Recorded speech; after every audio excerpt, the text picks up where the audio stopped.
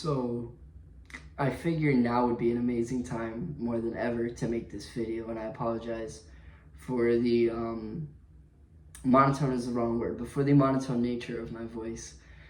Essentially, this video, the idea behind it was I was going to say, hi, welcome to Wood Spring Suites, whatever, hotel. I am the night guy. This, that. And I was going to show you the empty room that we have and the telephone that I use specifically for night and all the fun little features. And then talk to you about the very important thing that also goes on here at night and something that is a cause for concern. And then it happened, which I was not expecting at all. And now what I'm doing is I'm looking at a screen of cameras, because on the 6th floor this morning, there was, walking in at around 4 something in the morning, 3 guys with one very inebriated looking girl. Now, when you work the night shift, not fun thing about it is that you don't know the details of anybody's stay. When you work during the day, you see the people and you probably checked them in. You saw the people who checked them in, and you know the people who checked them in. And so you know what the groups look like. You know if maybe that's the person's girlfriend or that's their wife or sister or whatever. When you work the night shift, you don't know. And so everything is assumption. And as you can understand, assumption is, especially for personally emotional subjects, assumption is never a good foot to lean with. So the issue on the table with my declaration of urgency comes to this point. Growing up, be it by school or by parents, whether this is true or not, but it's definitely something that was taught to me growing up, and I imagine my peers as well. We were taught that if you call authorities for inappropriate reasons or for reasons that are not enough or do not have grounds to require attention from authorities, then you'd be penalized. That was always something that we were told. I, to this day, do not know if that is true. Now, here's the issue, is that we are taught that, and we spend so many years learning about the American Revolution in the grandest detail, exponentially, year after year, more detail, up until, like, high school, and even still, it's allowed in, like, some of the history, whatever, point is.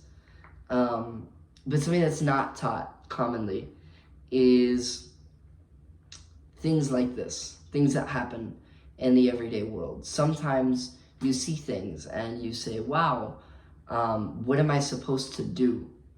And it's wrong for somebody of my age to have come this far in life and see something like that and not know what to do.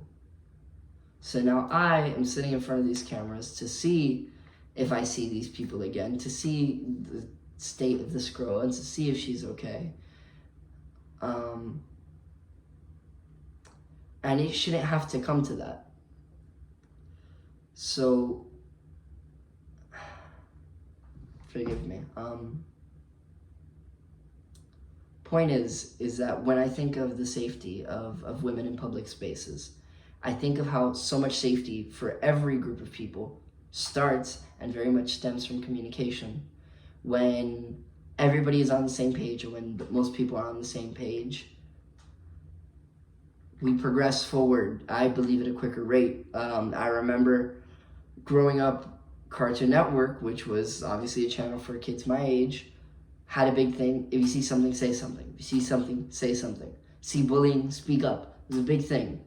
And growing up, I can tell you that if somebody was acting a fool, then somebody would come around and be like, hey, see something, say so. Even if they said it as a joke, they would still come around, and that is my coworker coming down now.